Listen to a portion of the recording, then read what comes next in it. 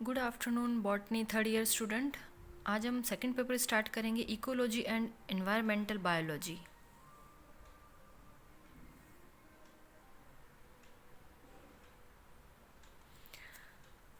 तो second paper के first unit का ये टॉपिक है morphological, anatomical and physiological response of plants to water.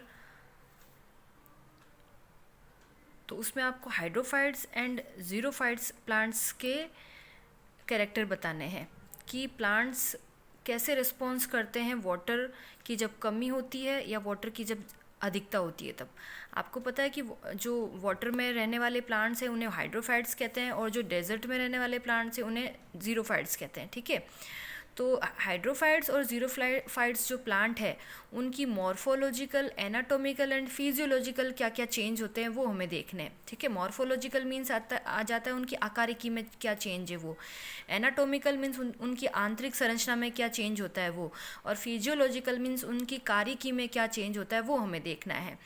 ठीक है, तो हम पहले देखते हैं कि ये अडेप्टेशन क्या होता है, पादप अनुकूलन, उसकी हम डेफिनेशन देखते हैं।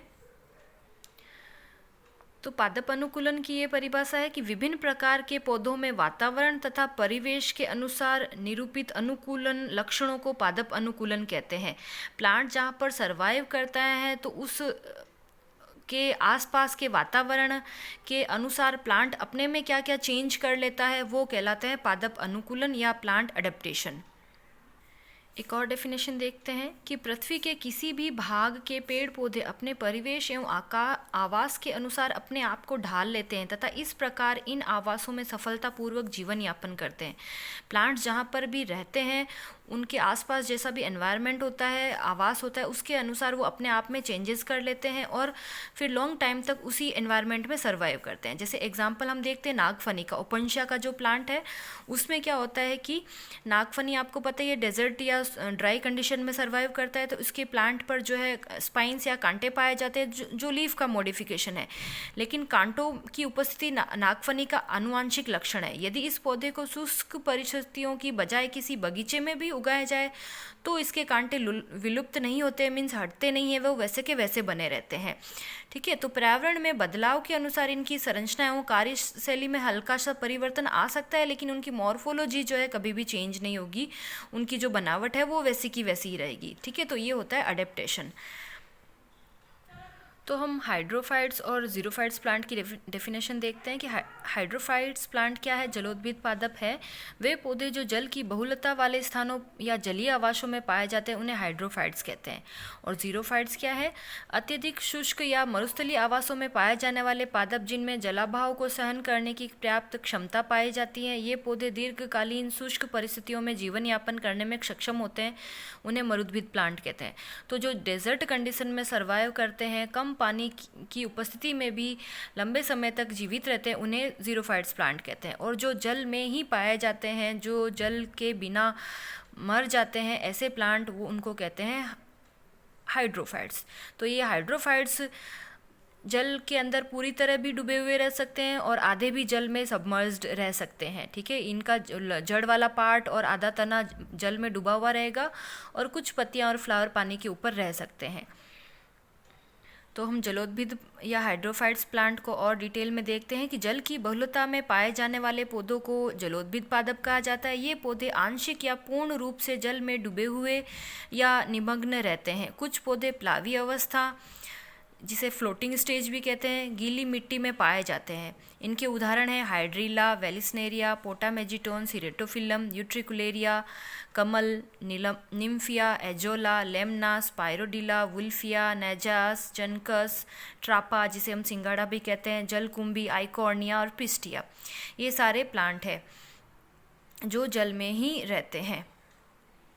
तो इन प्लांट्स के विकास के दौरान जलीय पौधों में विभिन्न प्रकार के आकारिकीय, आंतरिक संरचना व कार्य की अनुकूलन हेतु बहुत सारे परिवर्तन उत्पन्न हो जाते हैं, जिसके कारण ये जलीय आवासों में जीवन यापन हेतु सक्षम हो गए हैं। या आप फोटो देख सकते हैं, ये प्लांट है पिस्टिया और ये प्लांट है साल्विनिया। ये प्लांट है आइकॉर्निया, जिसे जलकुंभी भी कहते हैं,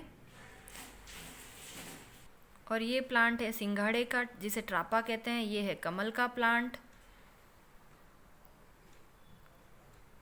ये है निम्फिया और ये है मार्सिलिया। ये मार्सिलिया टेरिडोफाइट्स प्लांट है। तो अब हम देखते हैं कि हाइड्रोफाइट्स की जो है हाइड्रोफाइट्स प्लांट में कौन कौन से अनुकूलन, मॉर्फोलॉजिकल अनुकूलन कौन कौन से पाए जाते हैं वो देखते हैं। मॉर्फोलॉजिकल मीन्स आकारी के अनुकूलन। तो पहले हम जड़ से स्टार्ट करते हैं, फिर जड़ में, तने में और लीफ में हम देखेंगे कि क्या क्या चेंजेस होते हैं उसमें। तो इनकी जड़ होती है कि पौधों की जड़ों का प्रमुख कार्य मृदा में उपस्थित जल व खनिज पदार्थों के अवशोषण का होता है, लेकिन जलीय पौधों के परिवेश के चारों ओर जल ही पाया जाता है, तो इसलिए इनमें प्राय अल्प विकसित मूल तंत्र पाया जाता है। कुछ जलोद्भिद जैसे सिरेटोफिलम, नैजास आदि में तो जड़ें पाई ही नहीं जाती है, और जिनमें जड़ें पाई जाती है उनमें क्या क्या चेंजेस होता है वो हम देखते हैं। क्योंकि जलोद्भिद जलीय माध्यम में रहते हैं, अतः जलीय आवरण के कारण इन पौधों की जड़ों का कोई विशेष कार्य नहीं होता है। ये पौधे अपनी संपूर्ण सतह से जल को अवशोषित कर सकते हैं। ठीक है, तो इनकी जड़ का सिर्फ रोल होता है कि जो जड़ का रोल होता है जल और खनिज लवणों का अवशोषण, तो इनमें जड़ों का ये वाला रोल नहीं होता है। फिर हम देखते हैं कि कुछ जलीय फर्न पादप जैसे साल्विनिया में एक पत्ती ही अत्यधिक शाखित होकर मूल का कार्य करती है। फिर है कि मुक्त प्लावी जलीय पौधों में जड़ें व मूल रोम अल्प विकसित होते हैं। लेमना नामक जलीय पौधे में केवल एक ही जड़ पाई जाती है जो पादप शरीर का संतुलन बनाए रखती है। फिर नेक्स्ट है कि जलीय पौधों की जड़ों में प्राय मूल गोप या रूट कैप के स्थान पर विशेष प्रकार की संरचनाएं पाई जाती है, जिसे रूट पॉकेट्स या मूल कोटरिकाएं कहते हैं। ये मेन पॉइंट है। तो जैसे पिस्टिया, आइकॉर्निया, सिंघाड़ा आदि में ये मूल पॉकेट या मूल कोटरिकाएं पाई जाती है। मूल गोप की भांति ही ये विशेष प्रकार की संरचनाएं होती हैं जो मूल के अग्रभाग की सुरक्षा का कार्य करती है। कुछ जलोद्भिद, नेक्स्ट पॉइंट है, कुछ जलोद्भिद पौधों जैसे सिंघाड़े में प्राय जड़ें जल की सतह से नज़दीक ही होती है, अतः इस प्रकार की जड़ें प्रकाश संश्लेषण करने के लिए हरी हो जाती है और प्रकाश संश्लेषण कर ये भोजन का कार्य करती है। तो इनकी जड़ें, ये जो जड़ें होती है वो एसिमिलेटरी रूट्स या स्वांगीकारी जड़ें आती है। अब हम देखते हैं कि जलोद्भिद प्लांट के तने में क्या क्या आकारी के अनुकूलन होते हैं। अधिकांश जलीय पौधों के तने कोमल, पतले, लचीले, कमजोर तथा चमकीले हरे रंग के होते हैं, क्योंकि जल में गहराई बढ़ने के साथ साथ प्रकाश की तीव्रता में कमी आती है। इनकी वजह से इनके तने पांडुरित हो जाते हैं या इटियोलेटेड हो जाते हैं। इटियोलेटेड होना मीन्स उनके जो है क्लोरोप्लास्ट होता है या क्लोरोफिल वर्णक होता है तने में, वो लॉस्ट हो जाता है, और इसलिए तने का हरा कलर लॉस्ट होके तने चमकीले हरे रंग के या पीले हो जाते हैं। नेक्स्ट पॉइंट है कि अनेक जलोद्भिद पौधों जैसे पोटामेजिटोन, हाइड्रिला व इलोडिया जो पूर्णतः जल में डूबे रहते हैं, इनके तने गोल, स्पंजी व प्रत्यास्थ होते हैं, जिनकी वजह से ये जल की धाराओं एवं जलाशयों की लहरों के फोर्स को सहन करने में सक्षम होते हैं। नेक्स्ट पॉइंट है कि कुछ अन्य प्रकार के जलोद्भिद पौधे हैं जो अपनी जड़ों के द्वारा जलाशय की मृदा में स्थिर रहते हैं तथा इनसे संपर्क बनाए रखते हैं, तो इनके तने जो होते हैं प्रकंद या भूस्तारी में रूपांतरित हो जाते हैं, जैसे निलंबो या कमल। तो ये कमल का बॉटनिकल नेम है निलंबो। तो अब जलोद्भिद पादप की लीफ में क्या क्या मॉर्फोलॉजिकल चेंजेस होता है वो हम देखते हैं कि प्लावी जलोद्भिद पौधों की पत्तियां प्राय लंबी, बेलनाकार, पतली, छत्रिकाकार और गहरे रंग की होती है। वहीं दूसरी ओर जल निमग्न जो जल में डूबे हुए रहते हैं, उनकी पत्तियां पतली, धागे या सुई के समान या कटी फटी होती है, जैसे सिरोटोफिलम या नाजास प्लांट में। इस प्रकार कटी फटी या धागे के समान पत्तियां होने के कारण ये जल निमग्न पौधे जल की धाराओं एवं उनके लहरों के फोर्स को सहन करने में कैपेबल होते हैं। नेक्स्ट है कि जड़ युक्त जलीय पौधे जो जलाशय के कीचड़ में जड़ों द्वारा स्थिर रहते हैं, जैसे निलंबो या कमल है, उनकी पत्तियां बड़ी, सुविकसित व गहरे रंग की होती है। ऐसे पौधों में पत्तियों की ऊपरी सतह पर वैक्स की एक जो लेयर पाई जाती है और निचली परत पर म्यूसिलेज की परत पाई जाती है, जिसके कारण इन पत्तियों पर जल का कोई प्रभाव नहीं होता है और ये पानी में गलती नहीं है। तो ये मेन पॉइंट है, आपको इसको लिखना चाहिए अगर ये एग्जाम में क्वेश्चन आए तो। ठीक है। अगर हम पीपल की और दूसरे प्लांट की, नीम की प्लांट की अगर पत्तियों को पानी के अंदर रख दें तो वो गल जाती है, लेकिन जो पानी में ही प्लांट रहते हैं उनकी पत्तियां कभी नहीं गलती है। तो उसका कारण ये है कि उनकी पत्तियों की सतह पर वैक्स या मोम की लेयर या म्यूसिलेज की लेयर पाई जाती है, जिनके कारण वो पानी में गलती नहीं है। नेक्स्ट है कि स्थिर व प्लावी जलीय पौधे जिनकी पत्तियां बड़ी होती हैं, उनका पर्णवृंत भी लंबा व लचीला होता है। इस वृंत की वृद्धि क्षमता असीमित होती है, जिसके परिणाम स्वरूप जल स्तर के बढ़ जाने पर भी इनकी पत्तियां जल की सतह पर ही रहती है, जैसे निलंबो या निम्फिया।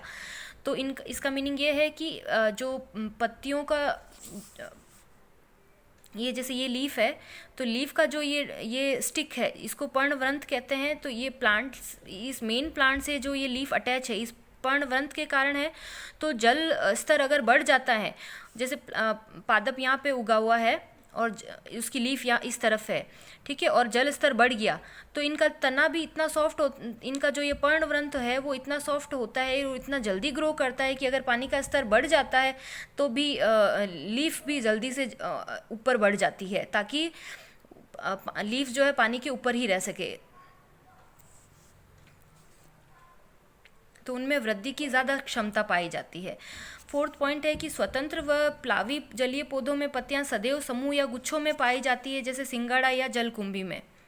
अब हम जलीय पौधों के आंतरिक अनुकूलन देखते हैं। ये हाइड्रिला के तने का अनुप्रस्थ काटा गया है। तो इसमें आप देख रहे हैं कि ये बाहरी एपिडर्मिस है, बाहरी त्वचा, ये कॉर्टेक्स का पार्ट है। तो कॉर्टेक्स के पार्ट में आप देख सकते हो कि कितने सारे वायु के स्थान प्रेजेंट है। तो यही वायु के स्थान जो है उसमें एयर भरी जाती है, और इन एयर के भरने से ये प्लांट के जो तने होते हैं वो हल्के होते हैं और वो पानी में तैर सकते हैं, ठीक है।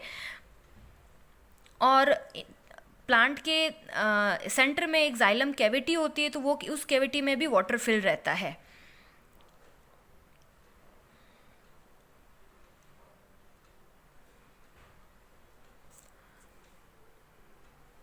और ये निम्फिया की लीफ का अनुप्रस्थ काट है। इसमें भी आप देख सकते हैं कि बहुत सारे ये वायु के गैप है, या जिन्हें हम एयर चैम्बर कहते हैं, वो प्रेजेंट है। तो इन एयर चैम्बर की उपस्थिति से ही इन निम्फिया की लीफ को जो है बायोन्सी या उत्प्लावकता मिलती है। ये निम्फिया के पर्णवृंत पिट्योल का अनुप्रस्थ काट है, जिसमें भी आप देख सकते हैं कि बहुत सारी जो है एयर चैम्बर बने हुए हैं। वायु गुहिका है जिनमें वायु फिल रहती है और वो पानी में तैर सकते हैं। तो ये आप डायग्राम बना के इनको आप एनाटॉमिकल कैरेक्टर्स में लिख सकते हैं। नेक्स्ट हम देखते हैं फिजियोलॉजिकल कैरेक्टर कौन कौन से होते हैं। फिजियोलॉजिकल कैरेक्टर्स हम देखते हैं।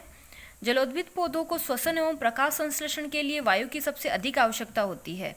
प्लावी एवं उभयचरी जलीय पौधों के पादप शरीर तो वायु के डायरेक्ट संपर्क में रहते हैं, लेकिन जल निमग्न पौधे को अपनी आवश्यकता हेतु जल में घुलनशील गैसों को ही ग्रहण करना जरूरी होता है। इस कार्य के लिए इनके पादप शरीर में वायुत्तक एवं वायु कोष्ठ अत्यधिक मात्रा में पाए जाते हैं, जो हमने इनकी आंतरिक संरचना के डायग्राम में देखा था। इनमें श्वसन व प्रकाश संश्लेषण के लिए गैसों का आदान प्रदान इन्हीं वायु कोष्ठों के द्वारा होता है। फिर नेक्स्ट पॉइंट है कि प्लवी एवं उभयचरी जलीय पौधों में कुछ मात्रा में वाष्पोत्सर्जन क्रिया होती है, लेकिन जल निमग्न पौधों में वाष्पोत्सर्जन बिल्कुल नहीं पाया जाता है, क्योंकि जल निमग्न पौधे पूरे ही पानी में डूबे हुए रहते हैं। हालांकि जल निमग्न पौधों को प्लावी एवं उभयचरी पौधों की तुलना में कम तीव्रता वाला प्रकाश प्राप्त होता है, लेकिन यह उनकी प्रकाश संश्लेषण की क्रिया के लिए उतना है पर्याप्त होता है। इसके अलावा जलोद्भिद पादप कोशिकाओं का परासरण दाब भी कम होता है। तो ये इनके फिजियोलॉजिकल अडेप्टेशन हो गए। तो इसके साथ ही हाइड्रोफाइट्स